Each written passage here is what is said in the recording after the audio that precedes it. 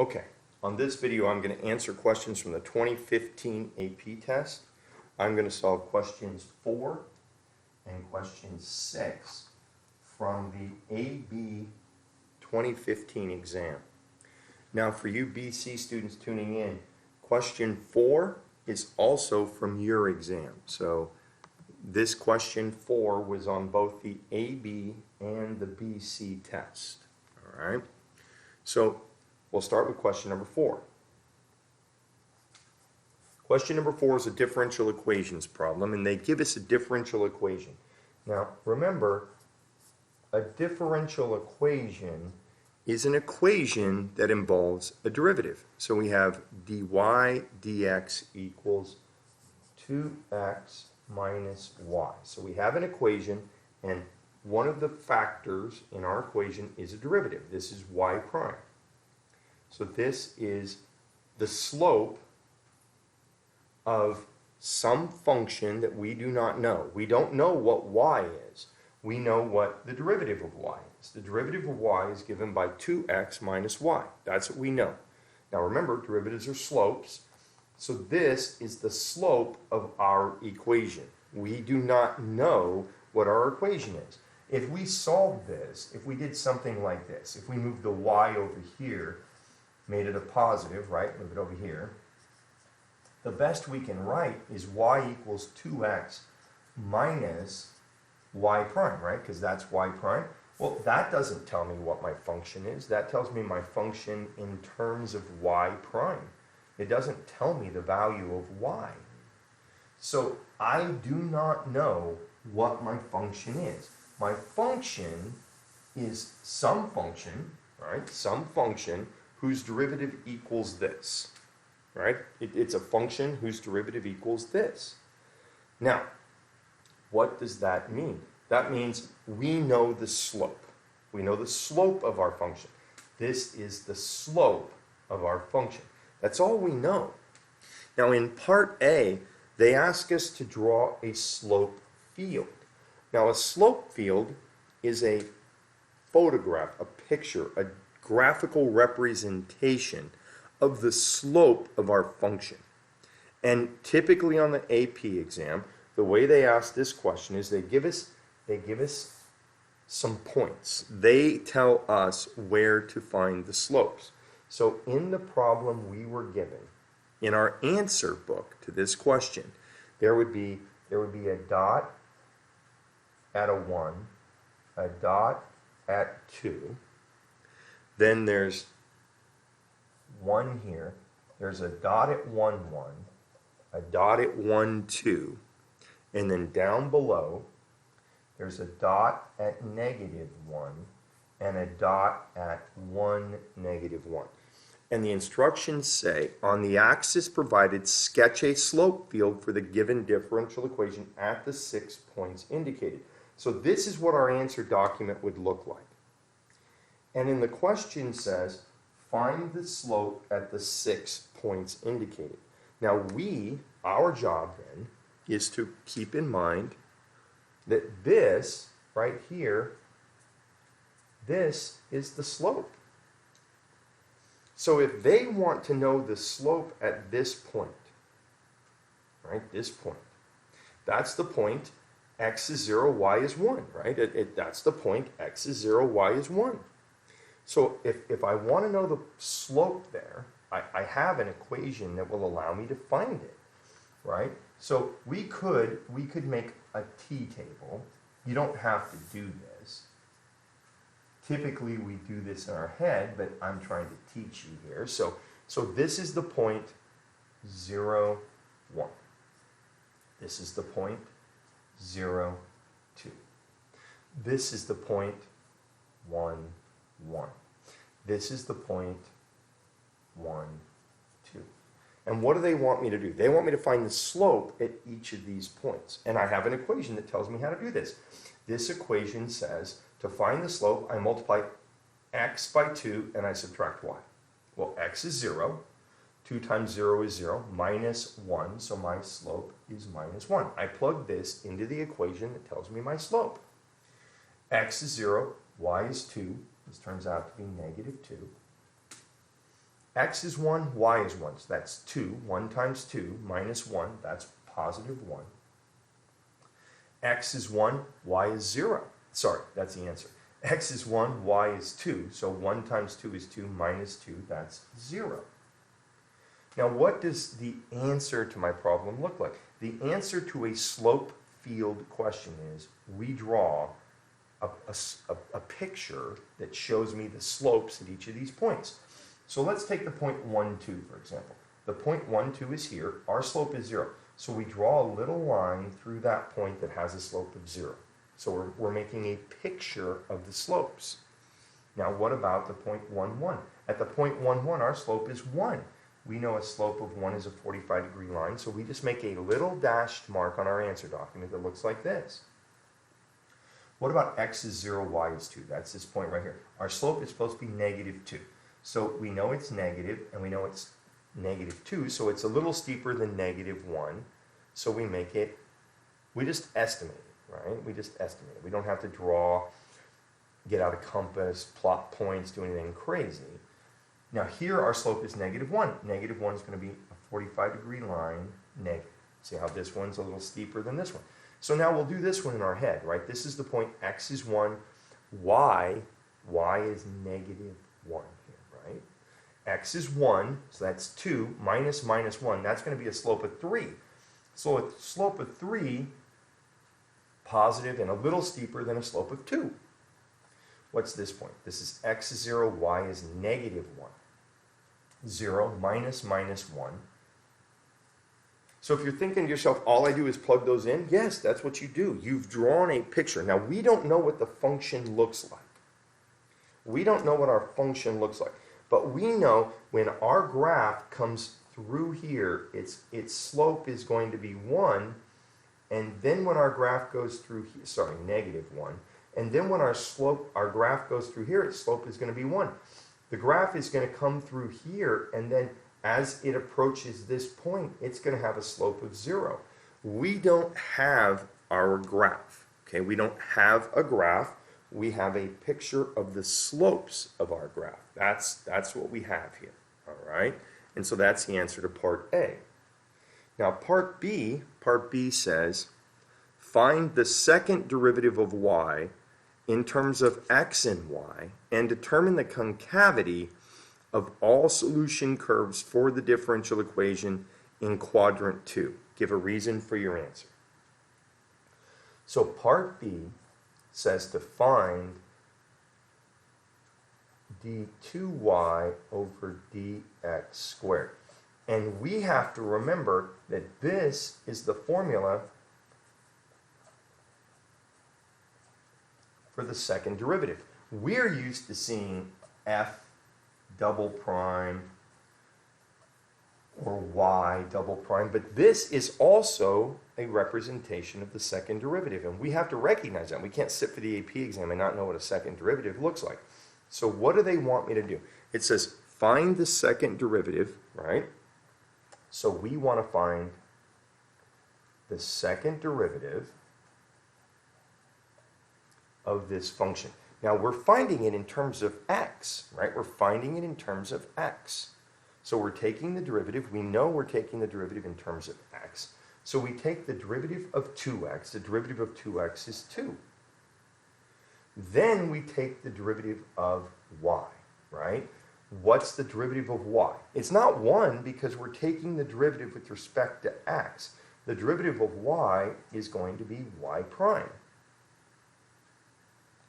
Because we have to remember that we're not differentiating with respect to y. If we were taking the derivative with respect to y, sure, the derivative of y is 1, but we're taking it with respect to x. So the derivative of y is y prime, and maybe even a better way to write that initially would be we're taking the derivative of y with respect to x. And then maybe we see this when we write it down and we say, oh, okay, that's 2 minus y prime. Now, it says to discuss concavity. The second derivative tells us about concavity, but we look at this and we're like, how am I supposed to talk about concavity in quadrant 2? They want to know what's the concavity in this quadrant for our function, right? Quadrant 2. How am I supposed to find that? This is a y prime. Well, We know y prime. Remember, this is another symbol for y prime. So this is a vocabulary question. We can substitute in y prime. And that gives us the second derivative as 2 minus 2x plus y, right? When we do our distributive property here. So the secret here is to recognize this is a second derivative. Take, in terms of x, take the derivative of 2x to get 2, take the derivative of y to get y prime, dy dx, substitute in what they told us was y prime, and now simplify. Now somehow or another, we're supposed to be able to make some sweeping statement about concavity in Quadrant 2. And what do we know about Quadrant 2? Well, in Quadrant 2, we know that our x is negative and we know our y is positive, don't we? Isn't that what we know? X is negative and y is positive? That's true for every point in Quadrant 2. And what they say in the problem is, determine the concavity of all solution curves, right? So for all of our curves y, again, we don't know what our curve is. We don't know what our solution curve is to this differential equation. We don't know our family of curves. This is not a differential equation we can solve. We don't know how to solve this. We know how to solve what are called separable differential equations. That's not a separable differential equation. So I can't solve it.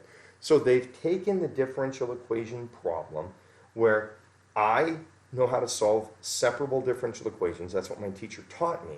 And they've taken away that from us. They've said, okay, we know you can do the mechanics of solving a differential equation.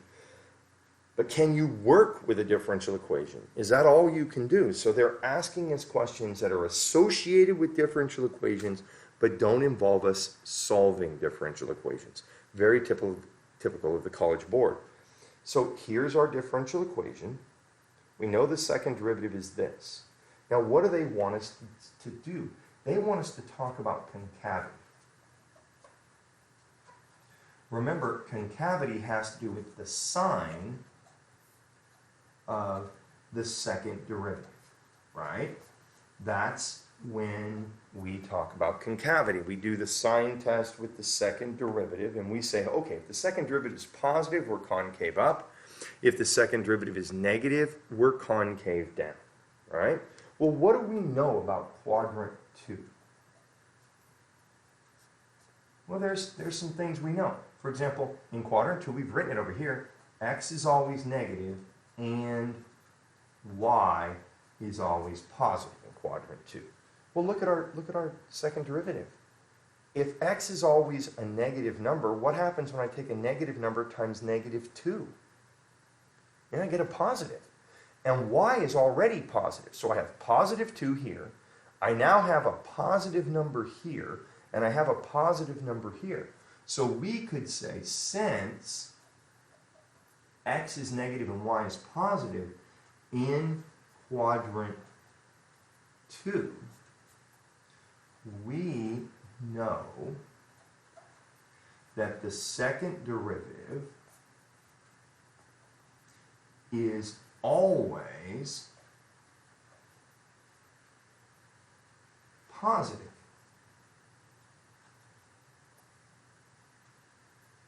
Thus, all solution curves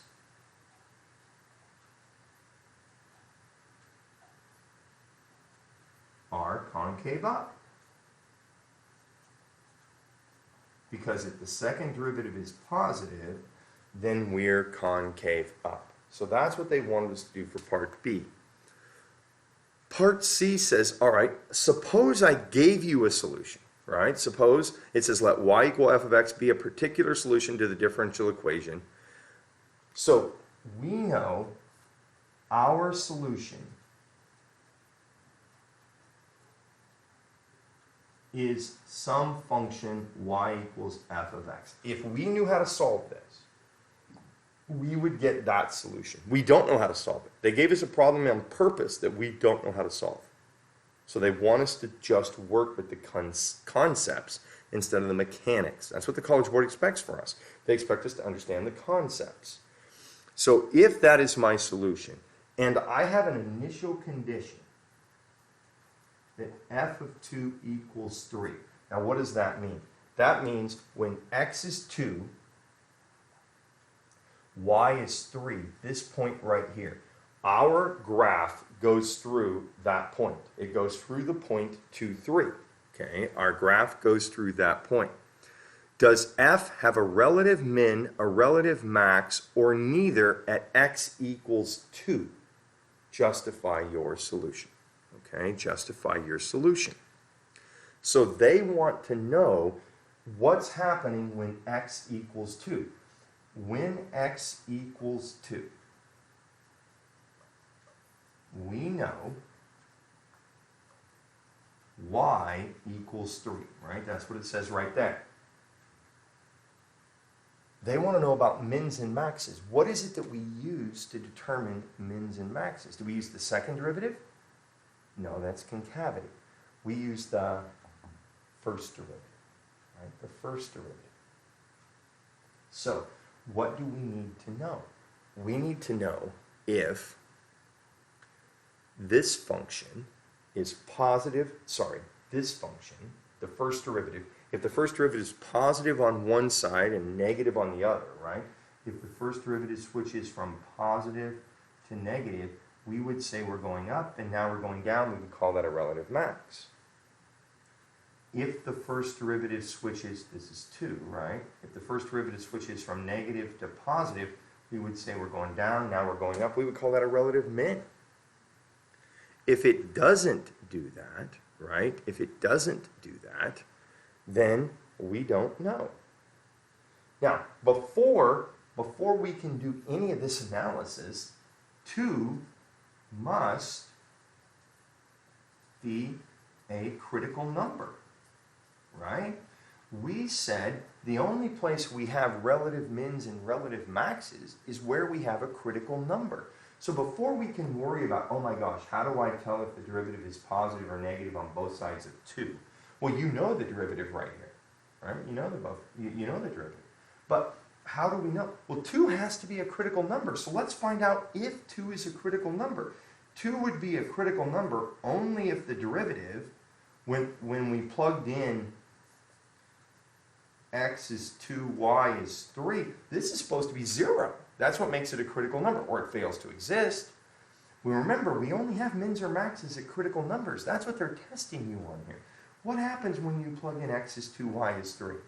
You get 2 times 2, right? X is 2, y is 3, minus 3. This is 1. That's not 0. So, 2, 3 is not a critical number. Therefore, 2, 3 is neither. Because to be a relative max or a relative min, it would have to be 0. And it's not. So since it's not 0, we don't even have to worry about doing the sign test. What about part D? Find the values of the constant m and b for which y equals mx plus b is a solution to the differential equation. Okay.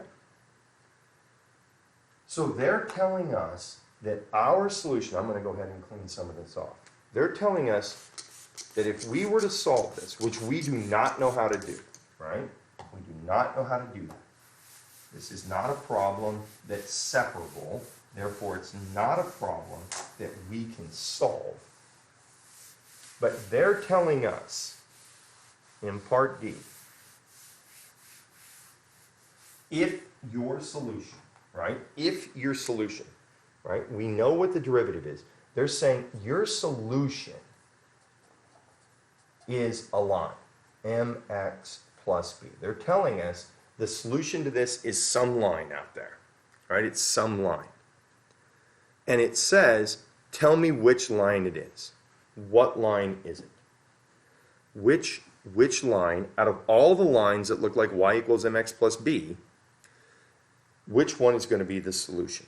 Well, we know the derivative of our line is 2x minus y, don't we? So let's take the derivative of both sides here. We'll take the derivative of this side. After all, we were given that. We'll take the derivative of this side.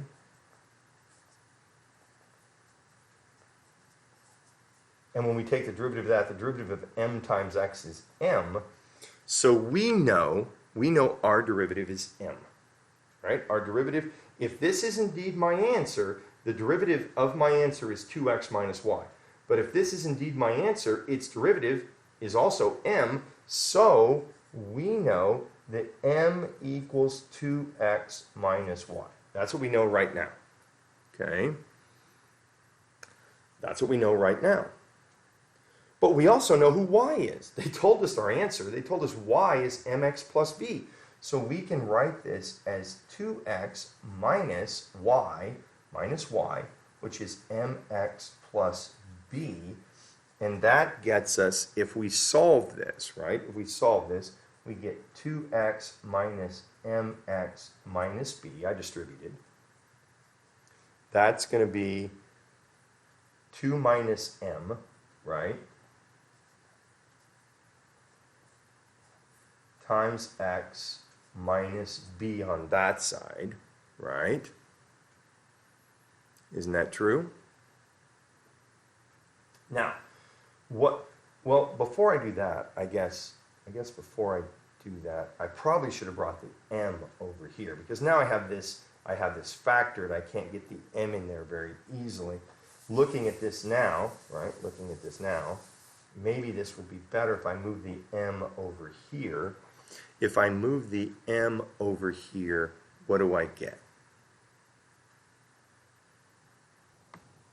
So we get, if we move the m over, we get 0 on this side, right? 0, because we're going to move the m over here. Now we're going to have 2x minus mx, right? Minus b, right? We have the minus b here. Now we've brought the m over, so we have minus m. Now we're going to factor this, right? We're going to factor. What can we factor out of these two terms? If we factor an x out of these two terms, we're going to get 2 minus m. If we factor a negative 1 out of here, we're going to get b plus m. Now this equals 0. So what does that mean? Well, it means this person's got to be 0, right? Because there's no x term over here. There's no x term. So 2 minus m must equal 0, but that tells me the value of m. It tells me m equals 2, right? M equals 2. Now, by the same argument, there's no b plus m over here, so b plus m must equal 0. But we now know the value of m. We now know m is 2, so b plus 2 has to equal 0. So b has to equal negative 2. And now we're done with that part. It said find the value of m and b. And we did. M is 2 and b is negative 2. All right. So that completes problem 4 from both the 2015 AB and BC test, right? Both. So at this point, I'm going to solve question 5 from the AB test. So all of you BC students, you can now stop watching this video and pick up the video for the remaining problems from your test, because questions 5 and 6 from your 2015 test are not on the AB test. So you would not be able to find solutions on this video. You've got to go to the 2015 BC question 5, question 6 video. All right, so for you BC kids, away you go. For you AB kids, here we go with question 6.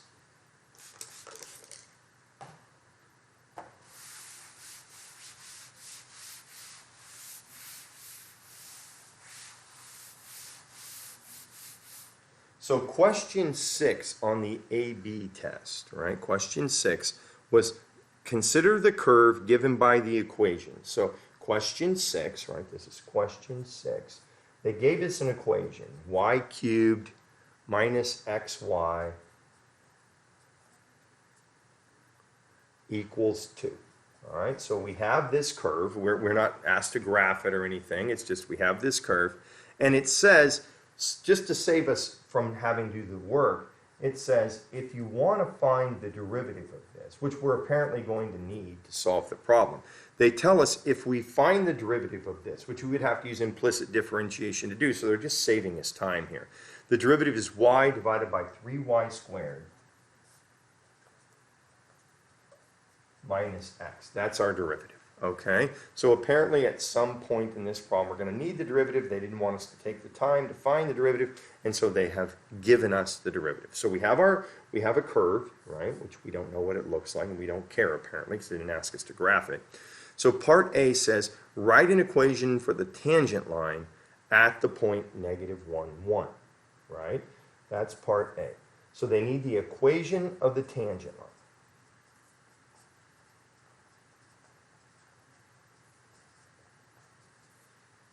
at -1, 1. All right, now we know the equation of the tangent line comes from y minus y1 equals m times x minus x1. All we have to do is turn this into calculus. And so we wrote our equation of our tangent line is y minus f of a equals f prime of a times x minus a. This is the equation of our tangent line. Now they want the equation of our tangent line when x is -1, okay? But we also know the y value there. They told us the y value there is 1. So the equation of our tangent line is y minus 1, right? That's our y value, equals our slope. Now we don't know our slope yet, so that's going to be f prime of 1, right? F prime of 1. And now we have x minus 1 here. And of course, it's not really f prime of 1 because our slope has an x and a y in it. So it's really f prime at the point -1, 1. And we know how to find that. We put 1 in for y, 1 in for y. We put -1 in for x.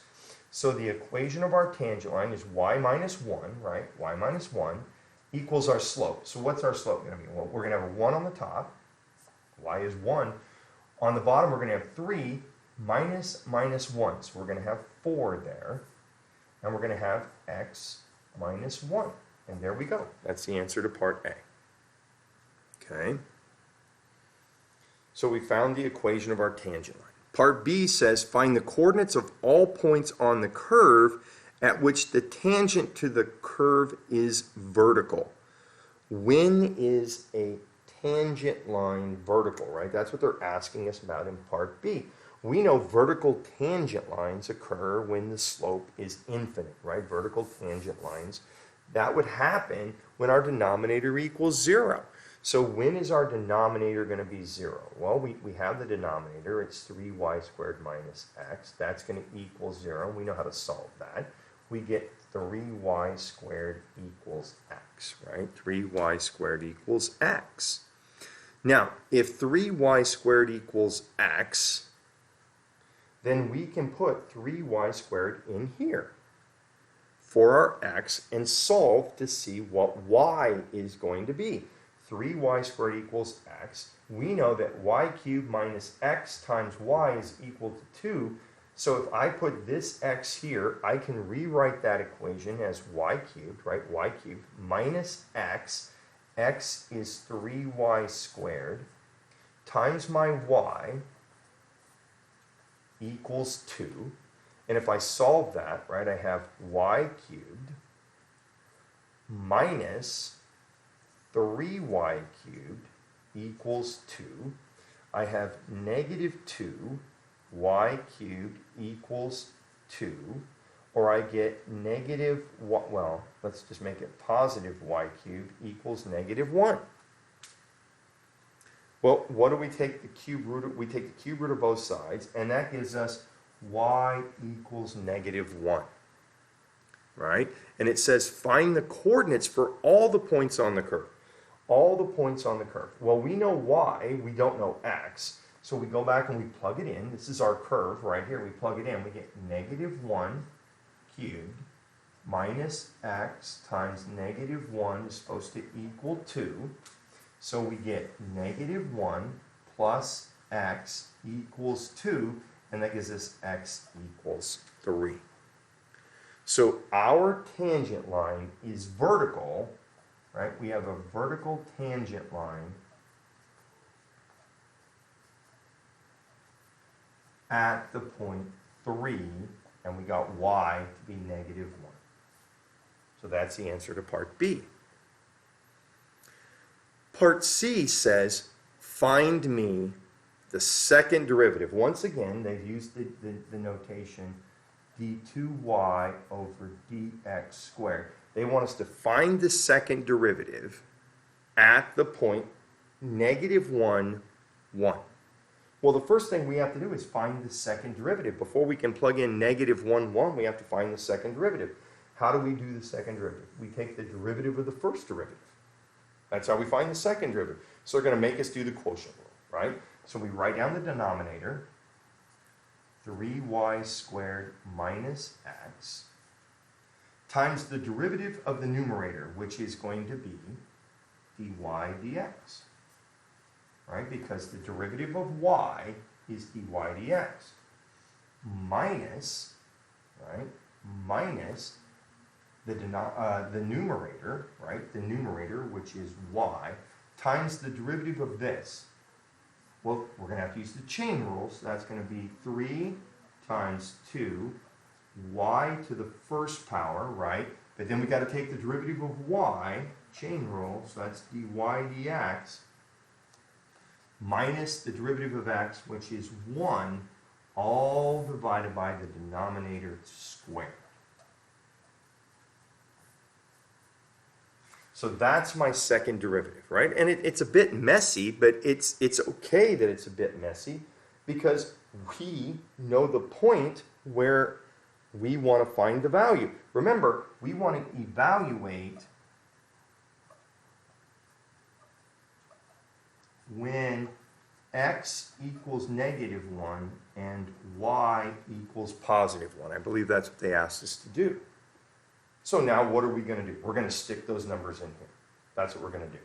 So we get the second derivative of y with respect to x evaluated at the point negative 1, 1 equals, and now we're just going to do a lot of substitution, right?